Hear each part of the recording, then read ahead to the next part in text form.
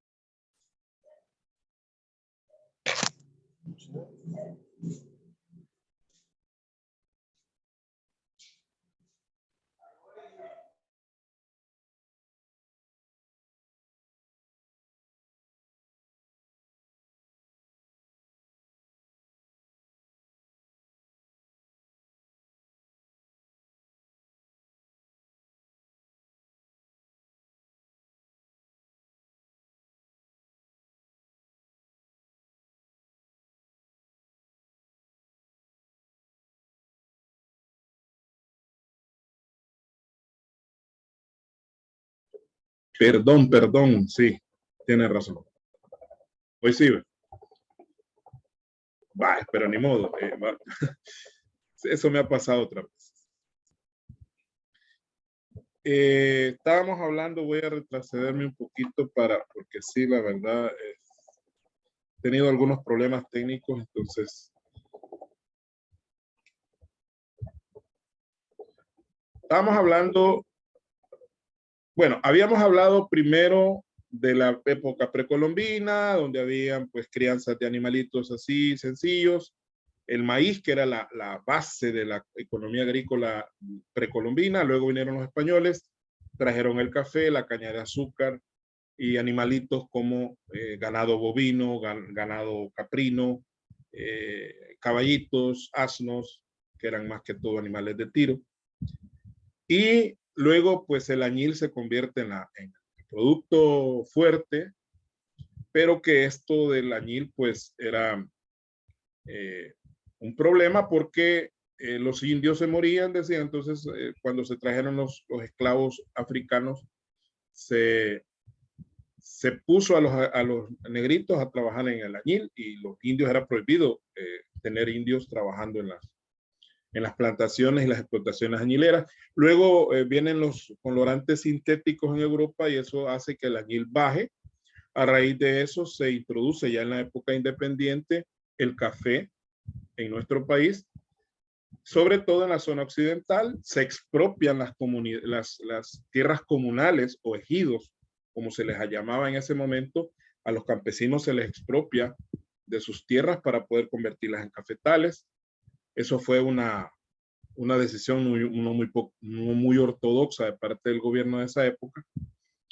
También se crearon los primeros bancos y se genera lo que es el modelo agroexportador, que es basado en las exportaciones de productos agrícolas, liderando todo el proceso del café y, en segundo término, el algodón y la caña de azúcar. Hay por ahí un evento histórico en los años 30.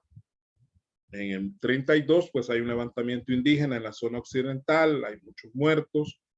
Yo les recomiendo que lean Cenizas de Izalco, es una obra de Claribel Alegría, donde relata en forma de novela lo que pasó en esa época, ¿verdad? Es bien interesante, se llama Cenizas de Izalco. Luego llegamos a los años 80. El año 80 en sí fue un año bastante difícil, decía yo hace un rato. Se dieron muchos eventos políticos, económicos y sociales que determinaron todos los acontecimientos que se dieron en los siguientes 30 años. Estamos hablando del asesinato de Monseñor Romero, la reforma agraria, la nacionalización de la banca, la nacionalización del comercio exterior, y estamos hablando específicamente de la reforma agraria porque ese es el evento económico que más afectó a la parte que nos corresponde, que es la parte agrícola.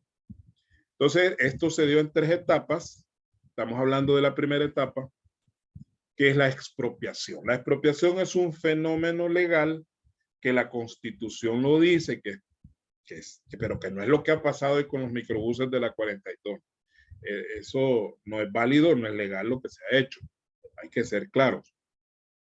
Por más que se eran malcriados, que se robaban el pasaje muy caro, que las unidades no sirven, eso no justifica que el Estado le quite el recurso a una persona particular.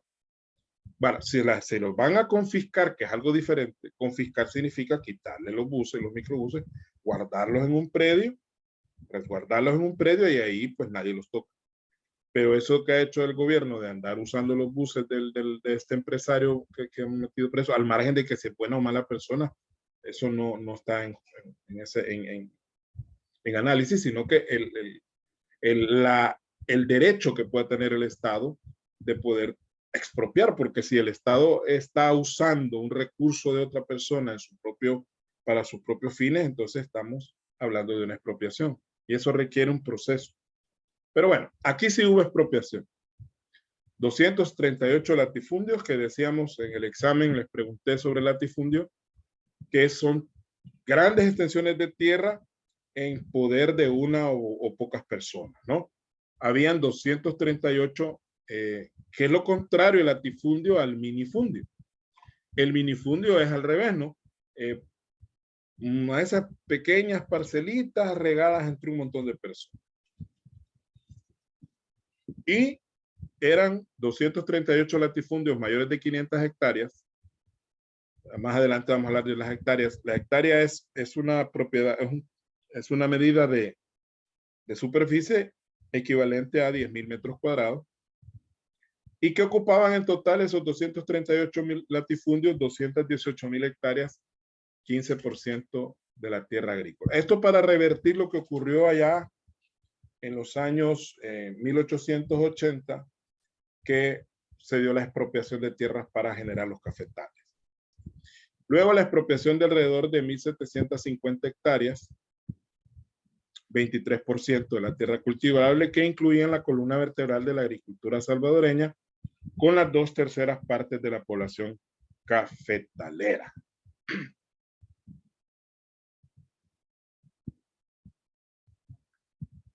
Bien.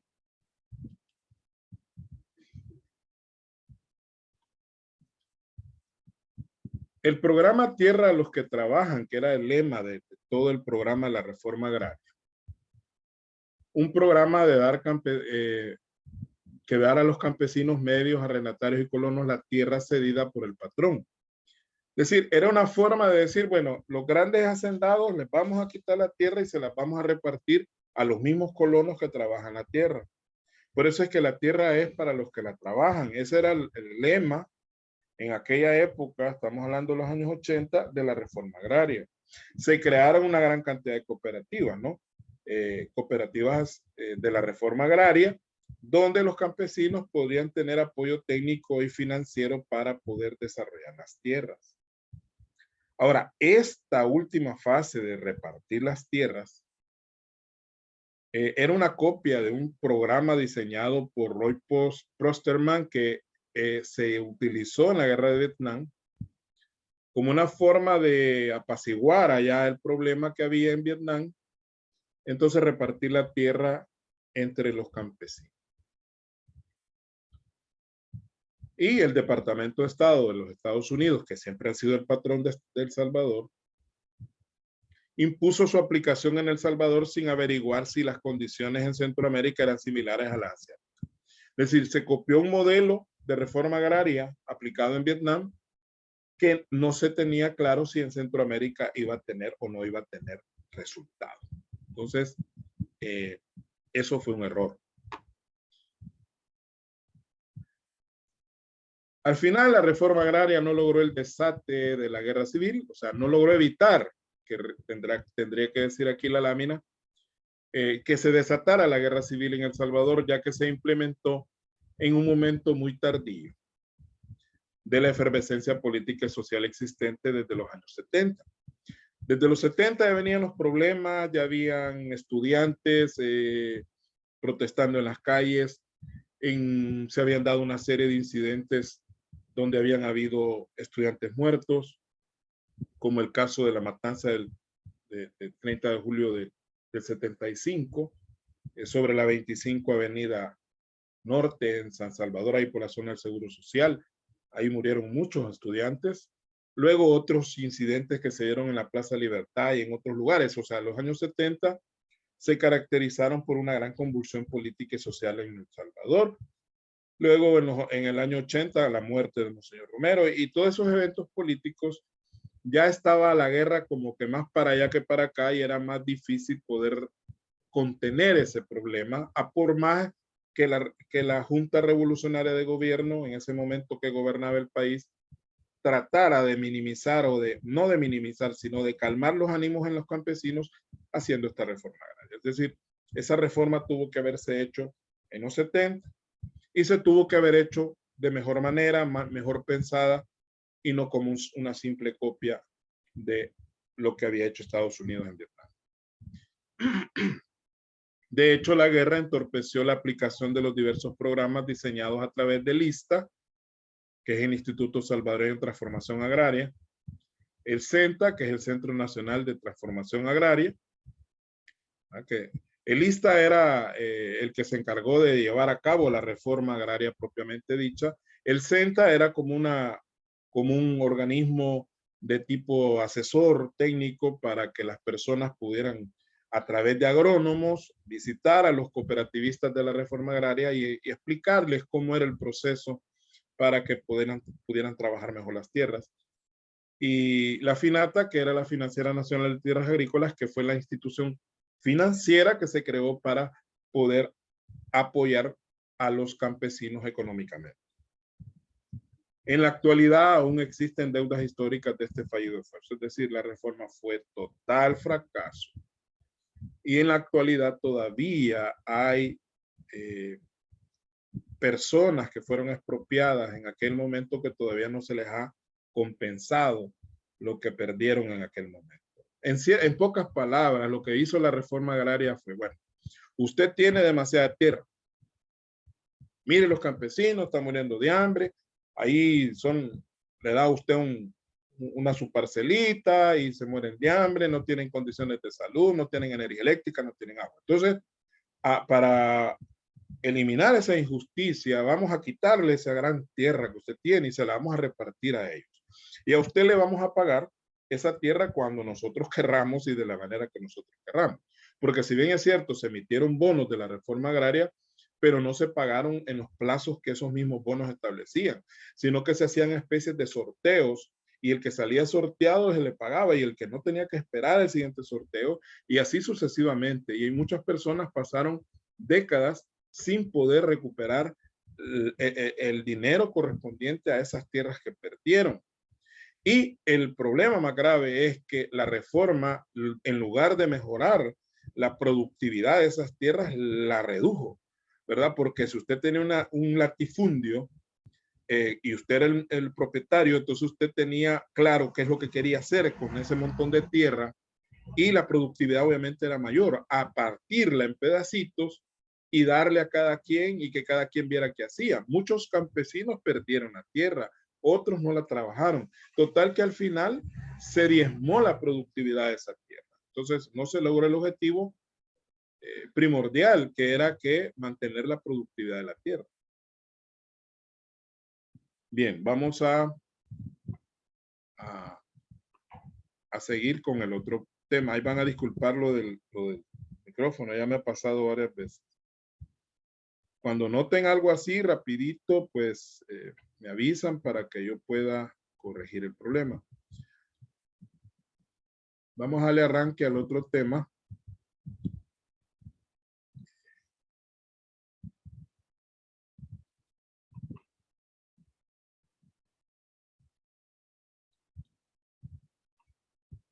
Que está amarrado al tema que acabamos de estar hablando.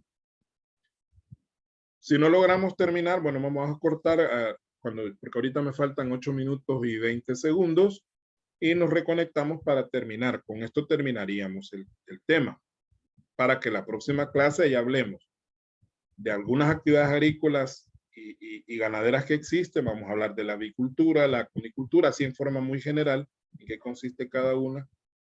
Y luego entremos ya a lo que es la administración de fincas, que es otro tema que tenemos que ver, el proceso administrativo. O sea, vamos desde la historia, lo económico, luego lo administrativo para ya caer en lo contable. Voy a tratar de hacerlo lo más expedito posible por el tiempo que tenemos disponible, porque con solo los lunes, pues prácticamente es medio ciclo el que estamos llevando. Entonces tenemos que avanzar lo más que podamos, sin menoscabar que el conocimiento vaya quedando bien cimentado. Eso sí, porque tampoco me gusta a mí inventar y que vamos a ir a la carrera y al final no hemos aprendido nada. Tampoco es ese mi propósito. Ahora vamos a entrar en un tema donde hay una serie de conceptos que probablemente manejamos y probablemente otros no. Yo voy a tratar en la medida de lo posible de ir aclarando algunos conceptos económicos. No soy economista, ¿verdad? Todos ustedes me conocen, soy licenciado en Contaduría Pública, no soy economista, pero al igual que no soy abogado y necesariamente tengo que saber de leyes como contador público, igual la economía no podemos estar nosotros ajenos a esa situación. Y hay que entender cómo funciona la economía, tanto a nivel de un país como a nivel mundial. Porque se ve cada cosa en las redes sociales, personas opinando sobre lo que no saben. Entonces usted tiene que opinar sobre lo que usted sabe. Si no, pues usted queda mal y la gente dice, uy, mire lo que está diciendo. Y más si saben que usted es licenciado o estudiante de contaduría, pues todavía con mucha más razón. Vamos a hablar de la evolución de la importancia del PIB agrícola, la P agrícola y las exportaciones agrarias. Vamos a ir desglosando poco a poco esta situación y vamos a ir explicando algunas cosas. Dice que en el cuadro 1, vamos a ir viendo unos cuadros, se muestra que el Producto Interno Bruto Agropecuario en 1980 representaba el 38% del total de bienes y servicios generados. Cuando decimos Producto Interno Bruto, así, en general, el Producto Interno Bruto es la suma de todo lo que produce un país en un año, independientemente de qué sector lo genere. Puede ser sector servicios, construcción, agricultura, industria, etcétera. Bueno, todos los sectores de la economía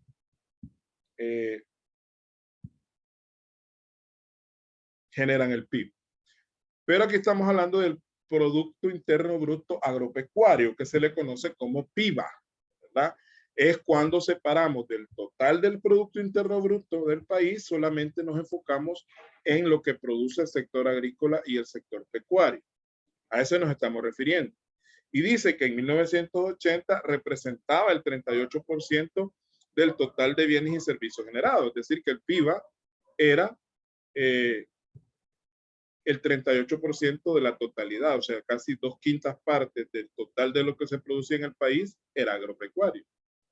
Si se le sumara las actividades del sector industrial de base agraria, esa proporción era mucho más elevada. O sea, esto solo propiamente agropecuario, sin tomar en cuenta lo agroindustrial. Ya vamos a hablar de qué es la agroindustria en el tema que viene. Es industria basada en agricultura. Es un mixto entre agricultura o ganadería en su caso y la industria. Por ejemplo, la producción de leche es agroindustria, ¿no? Porque tiene la parte de la crianza de los animalitos y el procesamiento de la leche, que eso ya es industrial. Entonces, ya si le agregamos era todavía más del 38%. ¿Y qué pasa en la actualidad? En la actualidad su peso es inferior al 11% del Producto Interno Bruto anual y como sector es inferior a las actividades del sector terciario. O sea, del 38 bajamos al 11%. De 2/5 partes de la producción total del año, hemos bajado a un poquito más del 10%, es una décima parte. Y es mucho menor que las actividades del sector terciario. Quiero aclarar eso del sector terciario. Desde el punto de vista económico, la economía se divide entre grandes sectores, el sector primario, el sector secundario y el sector terciario. Entonces, el sector primario es la agricultura, la ganadería y la extracción de minerales. Esos tres grandes sectores están en el sector primario. El sector secundario es la industria, o sea, la manufactura, del total, 2 fábricas.